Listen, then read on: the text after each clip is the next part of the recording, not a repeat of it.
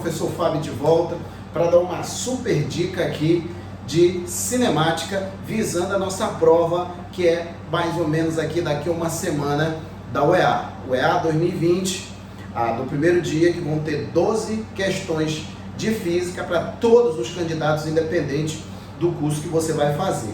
Então, o que seria um dos principais assuntos que tem lá no edital da UEA 2020? Cinemática, mais especificamente a parte de lançamentos. E o que eu chamo a atenção aqui? Queda livre.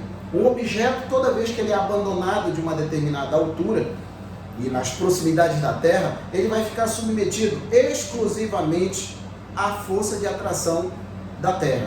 Só que aqui no caso, a gente só vai se preocupar somente com um tipo de movimento, que é o movimento de queda. É um movimento de queda submetido a uma aceleração, ou seja, o movimento de queda aqui no caso, especificamente nesse caso, vai ser acelerado à medida que ele cai, a velocidade está aumentando. E outro detalhe que a gente tem que levar em consideração é que tudo ocorre no vácuo, ou seja, não tem nenhum tipo de resistência do ar, né? Aliás, aqui no ensino médio a gente tem que desconsiderar a resistência do ar, até porque a gente não tem matemática suficiente para trabalhar com resistência do ar. Então vamos lá. Quais são os problemas maiores aqui, por exemplo, da queda livre? Normalmente é dado uma sucessão de tempos. Normalmente esses tempos são iguais, o que muda, né? Obviamente, como o movimento de queda é acelerado, à medida que ele cai, a velocidade está aumentando em taxas iguais, e no caso seria a aceleração, que a gente está careca de saber que é 10 metros por segundo quadrado. E à medida que passa os tempos, ele percorre cada vez distâncias maiores, né? Normalmente, a gente consegue resolver esses problemas de queda livre da UEA usando as proporções de Galileu. Mas Fábio, mas eu tenho que saber isso aí? Tem. Você vai ter que saber sim. As proporções de Galileu, que me dá uma sucessão de distância. Então tem aqui, ó, as proporções de Galileu, não é progressão aritmética, tá? É proporções de Galileu. Então o que me diz que as distâncias, elas são submetidas, são divididas, na verdade elas formam uma sequência baseada nos números ímpares. Então é isso daqui que eu tenho que saber. Normalmente, tá? Normalmente a gente resolve esses problemas de queda livre com as proporções de Galileu. E é rápido, tem vezes que a gente nem precisa de fazer conta.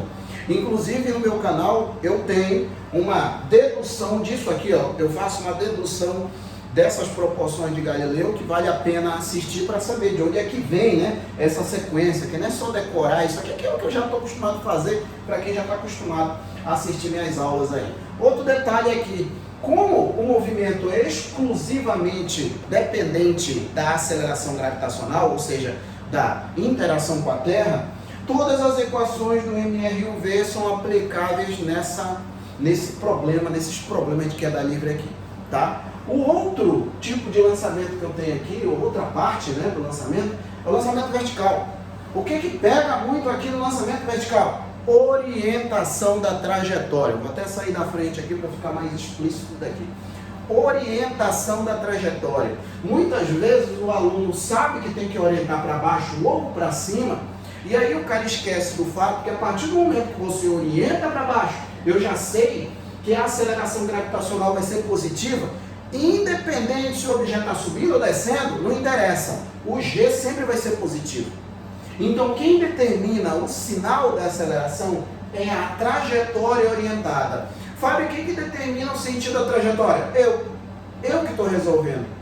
Fábio, mas olha só, se eu orientar para baixo ou para cima, vai fazer diferença? Não, você orienta para onde você quiser. Mas Fábio, mas aí lascou-se. Eu estou mais acostumado em seguir regras. Quando coloco na minha mão, me enrolo. Bom, mas essa que é a verdade. Você orienta para onde você quiser. Só não pode esquecer que a partir do momento, por exemplo, que você orienta para baixo, o G ele vai ser positivo, independente se o objeto está subindo ou descendo. Não interessa. A mesma ideia aqui. Se você orienta a trajetória para cima, o G ele vai ser negativo, independente se o objeto está descendo ou subindo. Não interessa. Outra coisa que a gente tem que ter cuidado também, levando em consideração a orientação da trajetória, e essa orientação da trajetória aqui determina o sinal da aceleração gravitacional, a gente não pode confundir as coisas aqui. Porque, por exemplo, aqui eu orientei a trajetória para cima, né?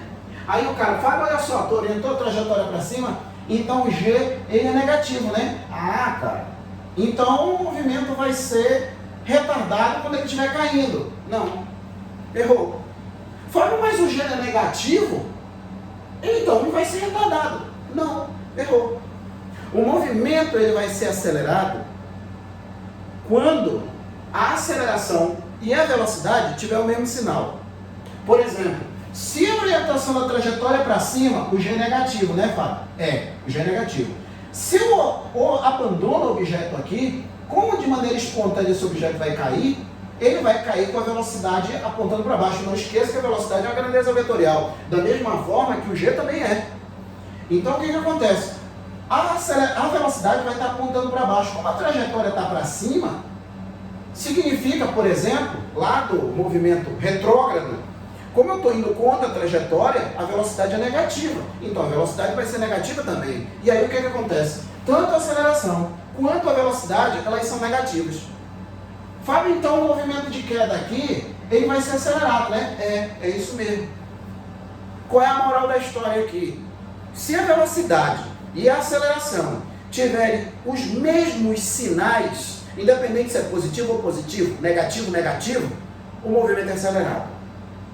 É isso que a gente não pode esquecer, é isso que a gente não pode se enrolar, tá? Agora, se a velocidade e a aceleração têm sinais contrários, uma é positiva e a outra negativa, por exemplo, o movimento é retardado. Então nem sempre o movimento vai ser retardado quando a aceleração for negativa, nem sempre. Só vai ser acelerado se a velocidade e a aceleração tiverem o mesmo sinal, tá? E outra coisa, aqui no nosso caso, aqui o G ele vai ser 10 metros por segundo ao quadrado, porque a gente já está careca de saber que, por exemplo, o G, ele não é, no fundo ele não vale 10 metros por segundo ao quadrado, né? Ele vale 9,81 e um monte de números ali. A gente que arredonda, né, para 10 metros por segundo ao quadrado, né? E outra coisa, a direção e o sentido desse vetor aceleração, Fábio, aqui é negativo, então o G aponta para cima. Não, a gente não pode confundir as coisas. O vetor aceleração da gravidade, ele sempre vai ser radial apontando para o centro da Terra. No nosso referencial aqui, a gente adota como nome de vertical, né? Ah, vai vertical para baixo. A gente chama de vertical para baixo. Mas se a gente for levar em consideração que a Terra ela não é plana, tem muita gente que acha que a Terra é plana, pelo amor de Deus. Então, ó, isso daqui, ó, ela vai ser um vetor, vai ter uma direção que passa pelo centro da Terra, vai ser radial e apontando para o centro da Terra. Isso que a gente não pode esquecer, tá? Então é isso daqui. E mais um detalhezinho aqui, todas as equações do MRUV servem para cá, até porque, que independente se o corpo é jogado para cima, lançado para baixo, o movimento vai ser retilíneo e uniformemente variável, tá? Outro lançamento também que causa muita confusão, o lançamento oblíquo. Por quê? Porque aqui no caso do lançamento oblíquo, é a composição de dois movimentos. Não é só vertical como nesses dois. Pode prestar atenção que nesses dois só é vertical. Tanto queda livre quanto o lançamento, seja de baixo para cima ou de cima para baixo, é vertical. Aqui não. Aqui eu tenho a composição de dois movimentos. Um movimento horizontal e um vertical. E outra coisa, o que a gente tem que botar na nossa cabecinha aqui para a gente não se enrolar, que eu fazia muito isso quando eu era café com leite. Olhar para os dois movimentos ao mesmo tempo. Não faça isso. Analise primeiro o que está na horizontal, analise depois o que está na vertical, ou vice-versa, tanto faz. Só não tente olhar as duas ao mesmo tempo, porque para quem está tentando aprender, fica meio complexo isso. O cara confundir as bolas aqui, querendo olhar tudo ao mesmo tempo. Não faça isso. Mas por que a direção horizontal eu posso olhar diferentemente da direção vertical? Porque são dois movimentos independentes. Isso significa que nenhum depende do outro. São independentes, porém simultâneos. Tudo que acontece na direção horizontal vai acontecer no mesmo tempo na vertical. Por exemplo, essa distância aqui, ó, do ponto que ele é lançado até o ponto que ele cai aqui, mais ou menos aqui, ou seja, na mesma horizontal, a gente chama de alcance. O tempo que ele demora para percorrer aqui essa horizontal é o mesmo tempo que ele demora para ir até a altura máxima e voltar para a superfície horizontal? É o mesmo tempo. Porque não tem como, né? Vamos imaginar a seguinte situação. Vamos supor que eu tenho uma cadeira aqui e vamos supor que soltar pino aqui. Obviamente que essa cadeira, como é objeto opaco, está fazendo uma sombra no chão. Se eu pego essa cadeira e jogo obliquamente, vamos supor que vocês aí vejam a trajetória da cadeira desse jeito. É óbvio, né? É simples, de que a cadeira vai estar projetando uma sombra aqui embaixo. E aí o que acontece? Quando eu só levar em consideração esse ponto aqui, quem é que vai chegar primeiro lá? A cadeira ou a sombra? Ih, Fábio, agora pegou. Eu acho que é a sombra. Como que a sombra vai chegar primeiro, se a sombra só existe por causa da cadeira? E a cadeira é que está fazendo a sombra. Se tira a cadeira, some a sombra. Não existe sombra. Se eu subo com a cadeira, cadê a sombra? Não tem. Então, vai chegar todo mundo junto. A cadeira e a sombra vai chegar ao mesmo tempo. Então, são independentes, porém simultâneos. E é exatamente pelo fato de serem independentes que eu posso olhar separadamente. E por que eles são independentes, Fábio? Só me falam que é independente, mas não dizem por quê. Todo movimento perpendicular, ele é independente. É exatamente por causa disso que a gente tem que fazer essa decomposição, usar seno e cosseno, para poder achar VY', VY0, né? E VX0, V0x, V0y, que são as componentes vertical e horizontal da velocidade V0, que está submetida a um ângulo de 30 graus em relação à horizontal, e é ela que é oblíqua. Por isso que o movimento é chamado de movimento, lançamento, né? Oblíquo. Outro detalhe aqui, ó. Como são movimentos simultâneos aqui, né? Independentes, eu tenho aqui, ó, em X, ou seja, na direção X. Pode prestar atenção aqui, outra coisa que dá para a gente pegar sem problema nenhum.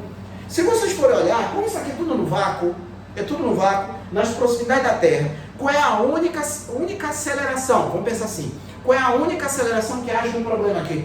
Qual é a única? É a aceleração gravitacional. E outra coisa, no nosso referencial aqui, ó, pode prestar atenção que ela é vertical. Ah, desgramento, então está entendendo, Fábio. Então, se a aceleração ela é vertical, ela não vai influenciar na componente horizontal.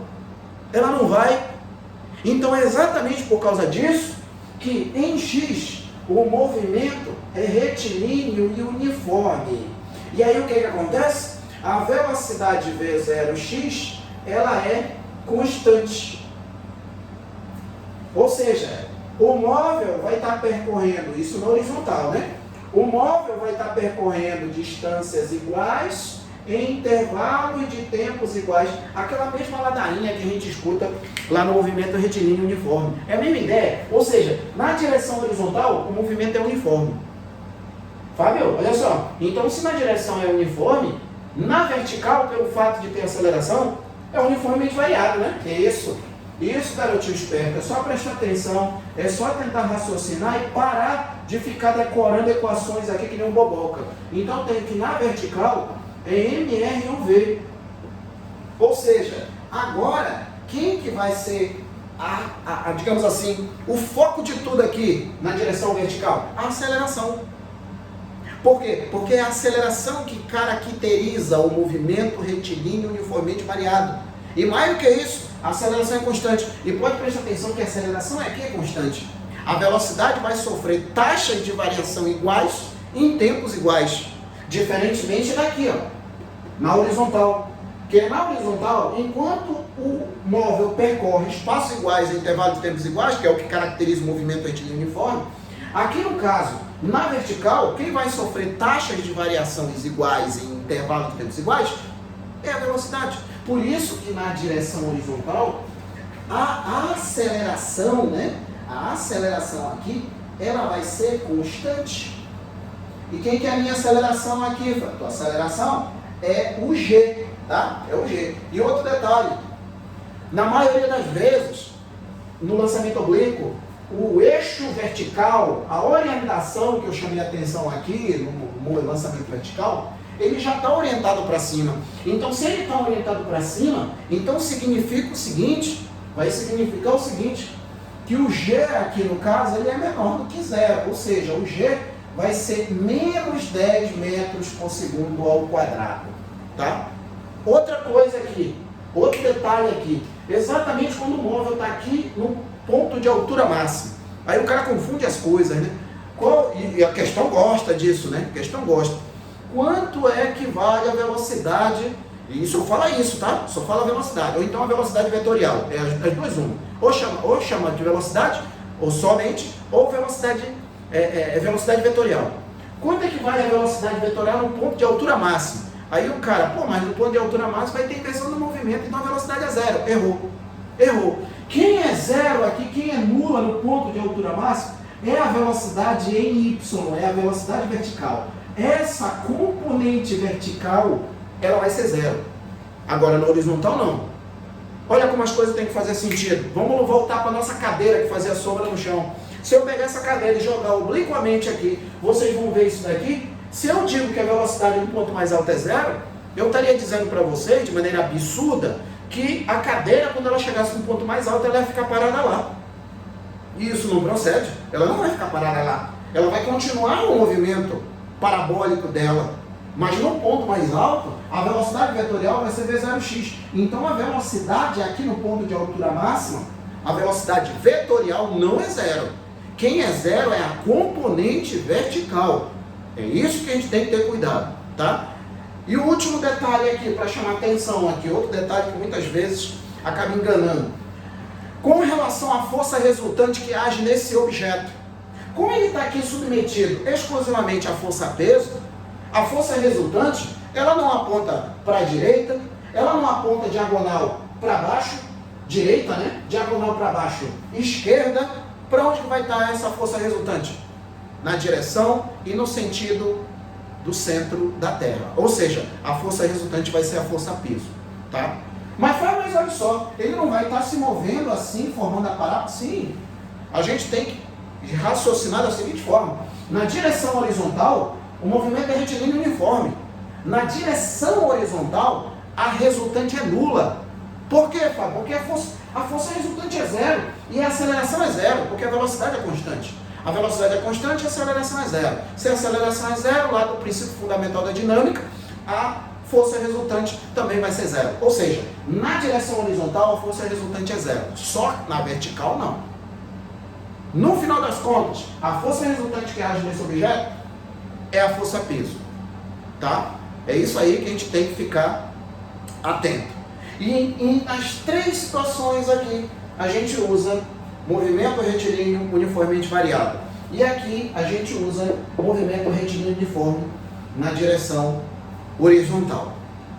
O que pega muito aqui é exatamente a orientação da trajetória. É isso que o colega aluno, o amigo aluno, tem que ficar esperto na orientação da trajetória. Porque se você não ficar esperto com a orientação da trajetória, você vai errar os sinais. E na hora de você fazer o que muito aluno sabe, só sabe fazer, que é decorar equações, você vai errar. Não vai adiantar de nada você saber a equação, porque você vai substituir os números errados, vai colocar sinal errado e no final das contas você vai errar. Pior ainda, tem muito examinador que sabe que o aluno gosta de fazer isso e coloca lá a resposta errada. Aí o cara vai embora para casa, crente que acertou a questão, que quando vê o gabarito, vê que não acertou nada, estava errado. E ainda fica dizendo que a prova estava errada, tá bom? Então, basicamente era isso aí que eu tinha a respeito de lançamentos, tá? Para quem quiser saber mais, existe aí no canal, no meu canal, tá? As aulas de lançamento oblíquo, queda livre, a dedução das proporções de Galileu, a parte total disso de lançamento oblíquo, juntamente com o movimento retilíneo uniforme e movimento retilíneo uniformemente variado, que são assuntos importantíssimos. Não tem como, põe uma coisa na sua cabecinha, que eu já escutei isso também. Esses três assuntos, essas três partes aqui, não tem como você entender nada, absolutamente nada, se você não estudar movimento retilíneo uniforme e movimento retilíneo uniformemente variado. Eu costumo dizer para os meus alunos que são pré-requisitos implícitos, levando em consideração o edital 2020 da UEA, tá? Então essas aí são as dicas que eu tinha a respeito de lançamento, cinemática, e depois eu volto aqui com outras dicas, vou separar outros assuntos importantes ali para eu fazer esses vídeos assim, para relembrar algumas coisas até o dia da prova, tá bom? Então, forte abraço aí, muito obrigado pela atenção e até mais. Tchau!